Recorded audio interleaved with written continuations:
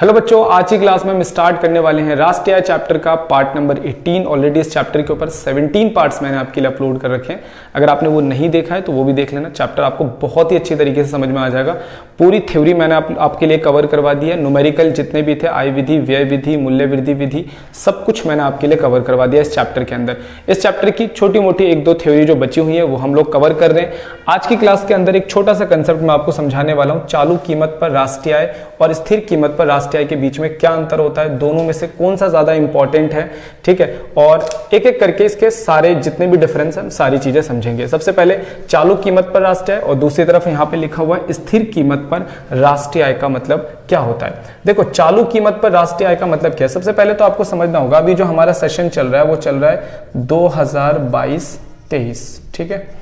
यानी कि अभी जो हमारा ईयर चल रहा है वो 1 अप्रैल स्टार्ट हुआ था, 1 अप्रैल 2022 को, और वो खत्म कब होगा, 31 मार्च 2023 को। तो ये फाइनेंशियल ईयर होता है, ये वित्तीय वर्ष होता है। तो जब हम राष्ट्रीय आय वगैरह निकालते हैं तो वो वित्तीय वर्ष के अनुसार निकाला जाता है, ठीक है। तो अभी आपको एक ये बात याद रखनी कि 2022-23 हमारा सेशन चल रहा है, ठीक है। 1 अप्रैल 2022 को स्टार्ट हुआ था, ये ईयर कब खत्म होगा, 31 मार्च 2023 को खत्म होगा, ठीक है।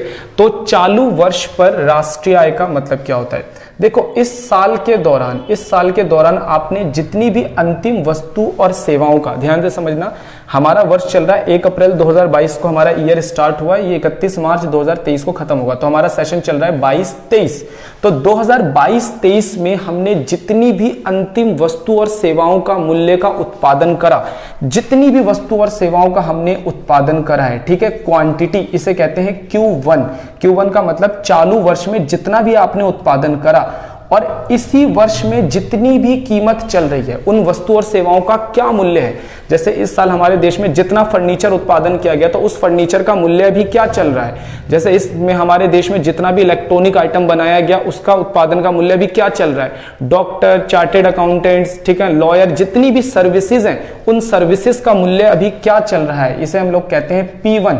P1 का मतलब होता है अभी जो कीमत चल रही है।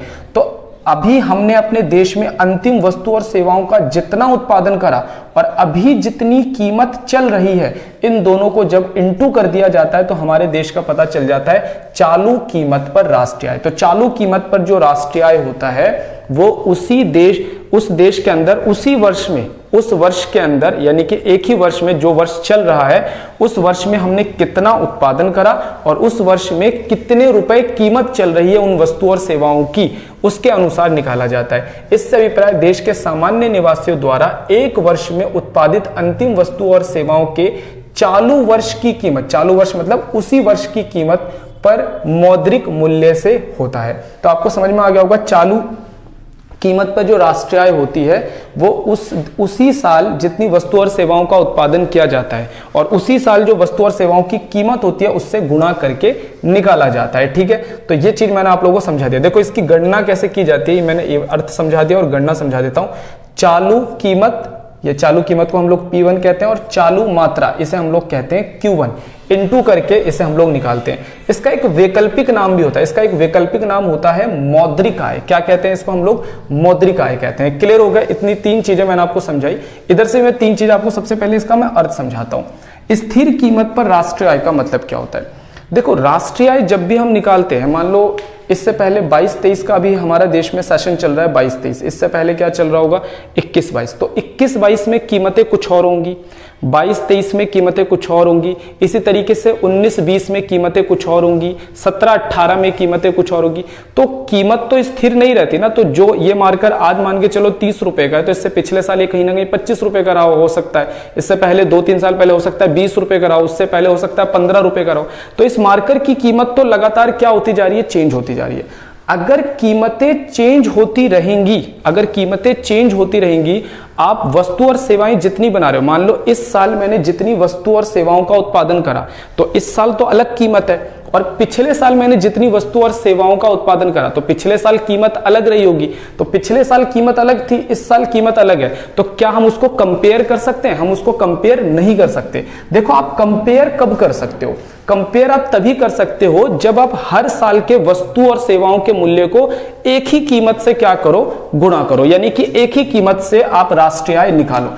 जब हम अपने देश की राष्ट्रीय आय किसी एक कीमत को मान लेते हैं, किसी एक कीमत को मान लेते हैं और उसी के अनुसार हर साल अपने देश की राष्ट्रीय आय निकालते हैं, तो उसे हम लोग कहते हैं स्थिर कीमत पर राष्ट्रीय आय ज्ञात करना। जैसे हमारे भारत में अभी 2011-12 की जो कीमत है ना, इस कीमत को इस्तेमाल करके देश की राष्ट्रीय आय को बार बार निकाला जाता है। यानी कि जब हम 22-23 में राष्ट्रीय आय निकालेंगे तो हम कीमत कब का लेंगे, 2011-12 का। जब हमने इससे पहले 21-22 में क्या निकाला होगा, राष्ट्रीय आय निकाला होगा, तो भी हमने कीमत कौन सी ली होगी, 2011-12 की। जब हमने उससे पहले 20-21 में राष्ट्रीय आय निकाला होगा, तो भी हमने कीमत कौन सी ली होगी, 2011-12।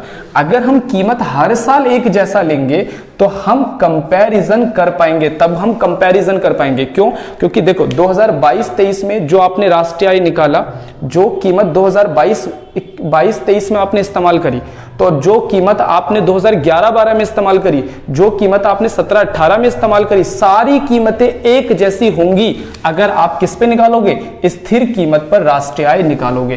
तो स्थिर कीमत पर राष्ट्रीय आय निकालने का सबसे बढ़िया फायदा यह होता है कि इसमें हम अपने देश की राष्ट्रीय आय को कंपेयर कर पाते हैं और फिर हमारे को पता चल जाता है कि हमने अपने देश के अंदर कितना डेवलपमेंट करा या नहीं करा, हमारा जीडीपी बढ़ रहा है कि घट रहा है, हमारे को इजीली पता चल जाता है। तो याद रखना, स्थिर कीमत पर राष्ट्रीय आय निकालना सबसे बेहतरीन माना जाता है। इसकी गणना करने का तरीका क्या है, आधार वर्ष की कीमत। जैसे हमारे भारत में अभी हम भले ही राष्ट्रीय आय निकालेंगे 22-23 का, लेकिन हम प्राइस किसका लेते हैं, 11-12 का, ठीक है। तो आधार वर्ष की कीमत, आधार वर्ष अभी 11-12 चल रहा है, और चालू वर्ष की मात्रा यानी कि 2022-23 में आपने कितना उत्पादन करा, उसे गुणा कर दो 2011-12 की कीमत से, आपको पता चल जाएगा स्थिर कीमत पर भारत की राष्ट्रीय आय क्या है। तो अब आपको दोनों में जो मेजर डिफरेंस है मैं आपको समझाता हूं।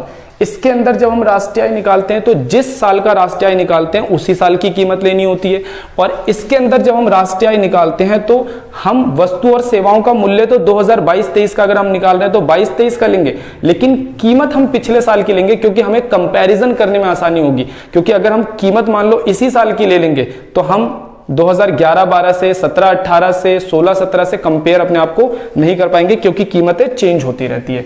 इसलिए इस मेथड में कीमत एक ही लिया जाता है। इससे अभिप्राय देश के सामान्य निवासियों द्वारा एक वर्ष में उत्पादित अंतिम वस्तु और सेवाओं को आधार वर्ष की कीमतों में माप गए मौद्रिक मूल्य से होता है, ठीक है। तो ये इसकी डेफिनेशन होगी, बिल्कुल क्रॉस डेफिनेशन है। आर्थिक उन्नति का सूचकांक, आर्थिक उन्नति को मापने का यह अच्छा उपकरण है, और इसके अंदर क्या लिखा है, यह देश के आर्थिक उन्नति को मापने का अच्छा उपकरण नहीं माना जाता है।